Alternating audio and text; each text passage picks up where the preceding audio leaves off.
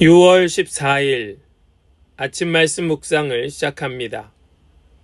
오늘 우리에게 주시는 하나님의 말씀은 시편 74편 1절로 11절까지의 말씀입니다. 시편 74편 1절로 11절입니다.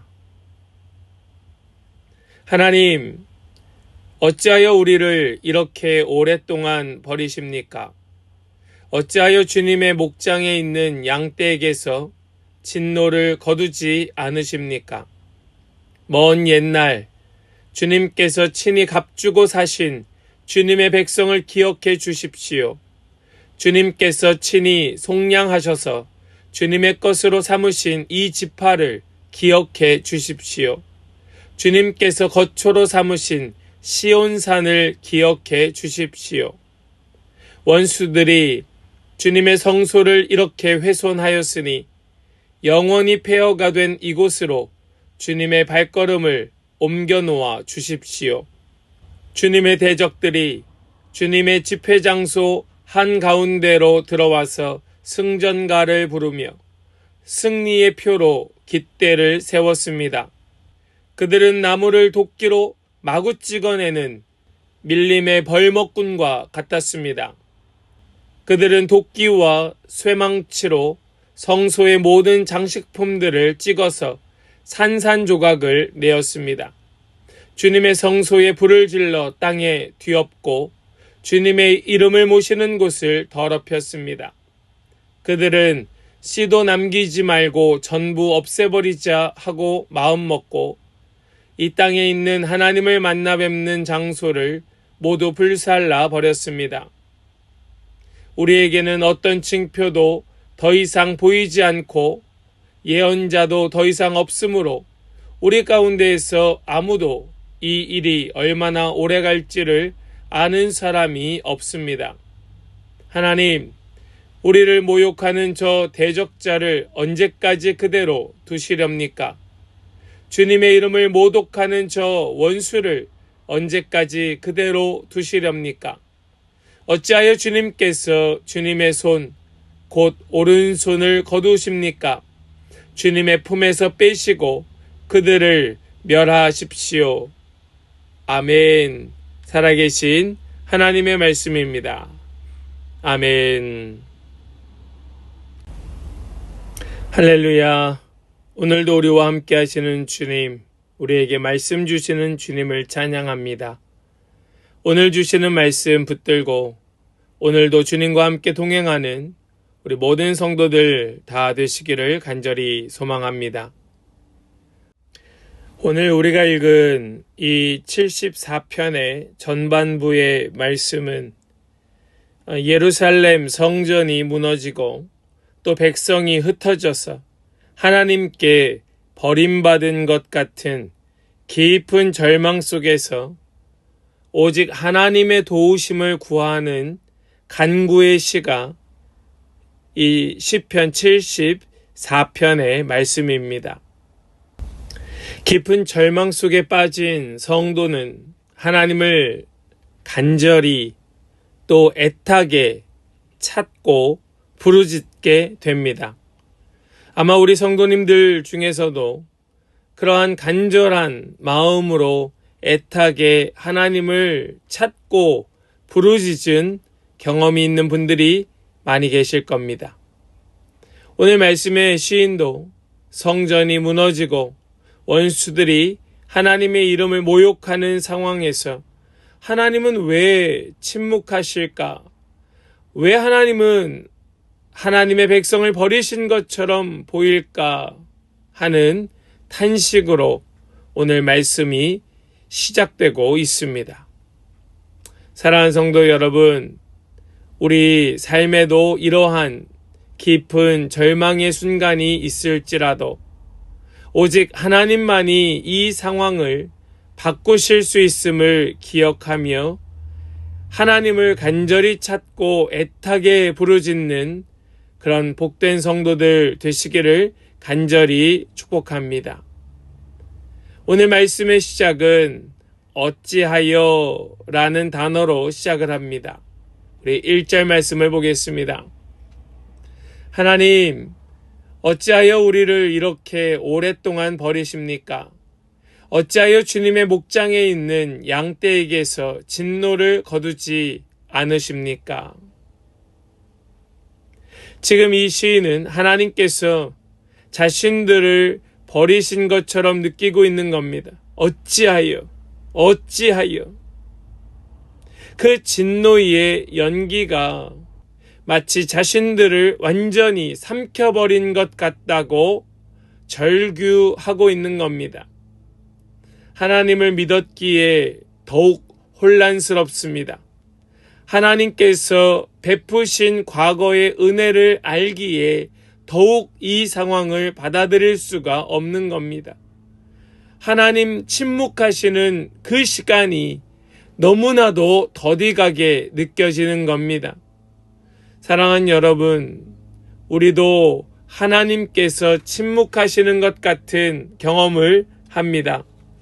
기도해도 응답이 없는 것 같고 상황은 좀채 나아질 것 같지 않을 때에 우리의 믿음은 흔들릴 수밖에 없는 것이지요.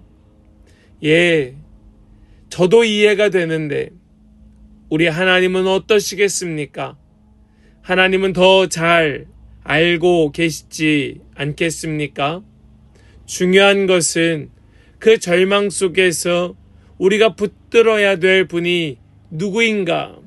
정말로 우리가 찾고 부르짖어야 될 분이, 그 대상이 누구인가 하는 것을 잊지 않는 것입니다. 오늘 시인은 2절에서 이렇게 말씀합니다. 먼 옛날 주님께서 친히 값주고 사신 주님의 백성을 기억해 주십시오.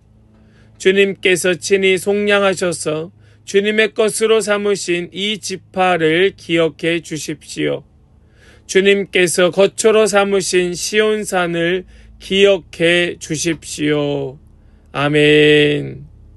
시인은 이 2절의 말씀 속에서 하나님께 기억해 달라고 3번을 연달아 이야기합니다. 기억해 주십시오. 기억해 주십시오. 기억해 주십시오. 우리가 주님께 간구하며 주님께 부르짖을 수 있는 것은 바로 이것입니다. 주님 기억해 주십시오. 주님 잊지 마십시오. 주님 알고 계시지 않습니까? 주님께서 다 아시지 않습니까? 주님 기억해 주십시오 하는 간청이 우리가 할 수 있는 가장 좋고 유일한 간구, 간청일 것입니다. 시인은 이스라엘을 택하시고 속량하셨던 하나님의 은혜를 떠올리며 다시 한번 구원해 주시기를 요청하고 있습니다. 하나님께서 그들과 함께 하시며 그들에게 은혜 베푸셨던 때와 지금의 현실이 너무나도 다르기 때문에 시인은 더욱 애타게 간구하는 것이지요. 우리도 절망의 순간에 하나님께서 베푸셨던 그 은혜의 순간을 잊어버리지 말고 그것을 붙들고 하나님께 구하여야 하는 겁니다. 주님 기억하시지요? 주님 기억하시지요? 주님께서 잊으셨기 때문에 이렇게 간구합니까? 하나님께서 다 잊어버리고 완전히 지우셨기 때문에 하나님의 잃어버린 기억을 되살려야 하는 겁니까? 그것이 아니라 주님 제가 잊지 않고 있습니다. 하나님 은혜를 제가 기억하고 있습니다. 하나님께서 나와 함께 하셨던 그 놀라운 사랑을 나는 아직도 기억하고 있습니다. 그러니 주님 다시 한 번만 이 간절한 마음이 지금 시인의 입에서 고백되고 있는 그 기도라는 말씀입니다. 우리는 혹시 하나님 주신 은혜를 잊어버리고 하나님 은혜와 상관없이 살아갈지 몰라도 하나님은 절대로 잊지 아니하십니다. 우리 그 하나님 우리가 기억하고 하나님을 붙들고 하나님 앞에 더 간절히 구하는 우리 그런 모든 성도들 되시기를 간절히 소망합니다. 시인은 또다시 하나님께 성소로 주의 발을 옮겨 놓으시기를 구합니다. 우리 3절 말씀을 보겠습니다. 원수들이 주님의 성소를 이렇게 훼손하였으니 영원히 폐허가 된 이곳으로 주님의 발걸음을 옮겨 놓아 주십시오. 아멘. 여기 이 3절의 간구는 단순한 도움 요청이 아닙니다. 하나님의 주권이 온전히 이 땅 가운데에 회복되기를 바라는 절박함입니다. 여러분, 우리에게 이러한 절박함이 있습니까? 우리의 이 공동체에 정말 하나님의 주권이 그대로 살아있고 온전히 충만하십니까?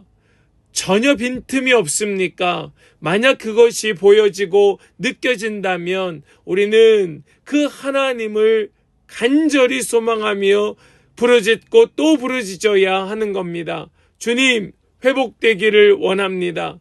주님, 주님의 주권이 이 공동체 가운데에 다시 살아나기를 원합니다. 성도는 절망적인 현실 속에서도 하나님의 임재를, 하나님의 그 주권, 주님의 다스림을 구해야 하는 것이지요. 우리가 주님 가르쳐 주신 기도 속에서 함께 배우지 않았습니까? 주님의 그 이름을 거룩히 하시며 주님의 나라가 임하시며 주님의 나라가 임하는 겁니다. 주님의 그 임재하심, 주님의 통치하심이 우리 가운데에 회복되어야 하는 것이죠.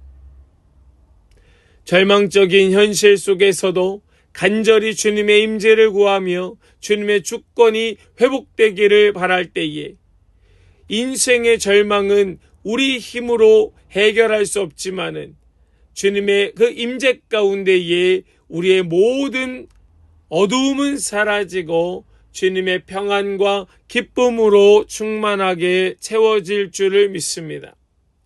우리가 어떤 상황에 있든지 하나님께서 함께 하심을 믿고 함께 힘내어 담대히 기도합시다. 하나님께서는 우리의 이 절박한 간구를 외면하지 아니하시고 우리가 고통 가운데에 있는 그 자리에 우리 하나님께서 함께 계시며 우리에게 힘 주실 줄을 믿습니다. 시인은 회당마저 불타 없어지고 하나님의 표적도 보이지 않고 선지자도 사라져버린 이 답답한 상황 가운데에 하나님께 외치고 있습니다. 우리 8절과 9절 말씀을 보겠습니다. 그들은 시도 남기지 말고 전부 없애버리자 하고 마음 먹고 이 땅에 있는 하나님을 만나 뵙는 장소를 모두 불살라 버렸습니다. 우리에게는 어떤 징표도 더 이상 보이지 않고 예언자도 더 이상 없으므로 우리 가운데에서 아무도 이 일이 얼마나 오래 갈지를 아는 사람이 없습니다. 하나님의 음성을 듣지 못하는 시대에 하나님의 말씀을 전할 선지자도 없고 그 땅은 영적으로 얼마나 깜깜해져 있는지 아무도 이 일이 얼마나 오래 갈지를 아는 사람이 없을 정도였습니다. 이런 때야말로 하나님께 부르짖어야 할 때인 줄로 믿습니다. 우리 성도들이 이런 때일수록 더욱더 하나님께 간절히 매달리는 성도 되시기를 간절히 소망합니다. 하나님의 말씀이 희미해지고 사람들은 점점 더 악해질수록 우리는 그 어두운 절망 속에서 그저 낙심하고 주저앉아 있는 것이 아니라 더욱 하나님을 붙들고 부르짖어야 하는 것입니다. 우리 모든 성도들이 정말 더욱더 간절한 기도가 회복되고 되살아나는 은혜가 있기를 간절히 소망합니다.